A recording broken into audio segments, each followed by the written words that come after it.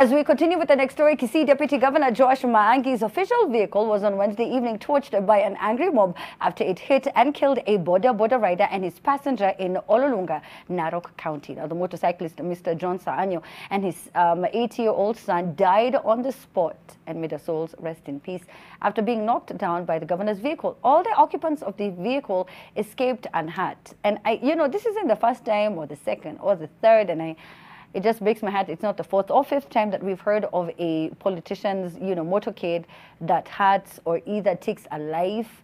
I just don't know where the stories go after This story strikes two ways. The first, it comes just barely a week after that story about the disabled guy who was knocked down by the politician's car, who's not been accountable yet. I don't know if it was a politician or just a public officer. They're still chasing after that. Also, actually, guys, I was there yesterday. I just passed through the road. Nikaona gari inachomeka. On our way, we were going to we lost a friend of ours who we just laid to rest yesterday. And I didn't know the story. When I got there, that's when I started hearing all this. I thought it was just an accident and then maybe the car blew up or something. Yeah. Then when we were there, that's when we were being told that, oh, actually what happened is that this guy knocked down this person and then lives was lost. There was two ways to this story. It is said in the story that the guy was getting into the road, the border person was getting into the road with the son. It's actually a tricky situation, very tricky situation, when someone loses their lives, even if they were on the wrong. Also, this is something that happens when the justice system does not go after what is right. Citizens tend to take the law into their own hands. If people are still waiting for the person who knocked down the disabled person to be charged or something like that, and then this happens, then they know that if we let this one go, it will just happen like the other one did. The governor is lucky to be alive. Comes only a week after alifungiwa ndio asihekol watu kwa matanga. And it's very unfortunate that the personnel, the drivers of government vehicles are the bullies of the road. Why? The worst bullies. Ni mkubwa wako ndio ako na hiyo cheo. Sio wewe. Ukinikuta kwa barabara usinigonge. But fact remains, you guys are unfortunately very careless and rude on the road.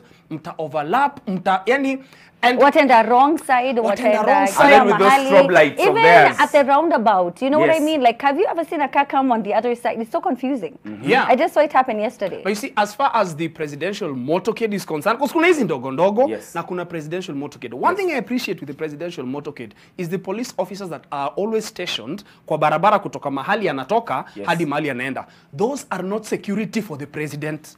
Those are for the people who might decide now is the time to cross or now is the time for this. That is the job of those police officers. So that people might know. Ukiona na kuambia wewe simama, usichukulia ati ni mkubwa anapita. That is for your security, because those cars zoom past those areas. Hizi gari ndogo ndogo, how my drivers, deputy governor, tutamfanyia nini jamanini?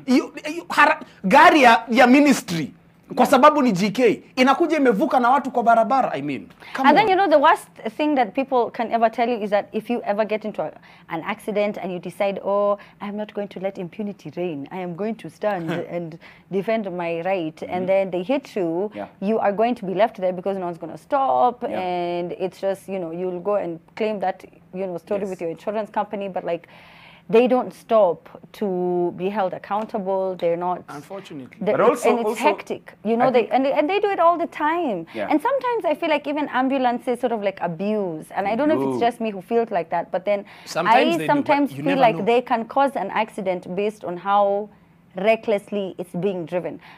I understand the emergency of a patient, being taken to the hospital, but then sometimes they're driving on, again, the wrong side of traffic, which how will the person know that but if there's a car in front of me and then I'm going to overtake it, and then I just meet a ambulance coming, how will I know? How will you know? Well, guys, they blare their horns. But anyway, I also wanted to say, we can't let the other side of the car being touched just let it slide.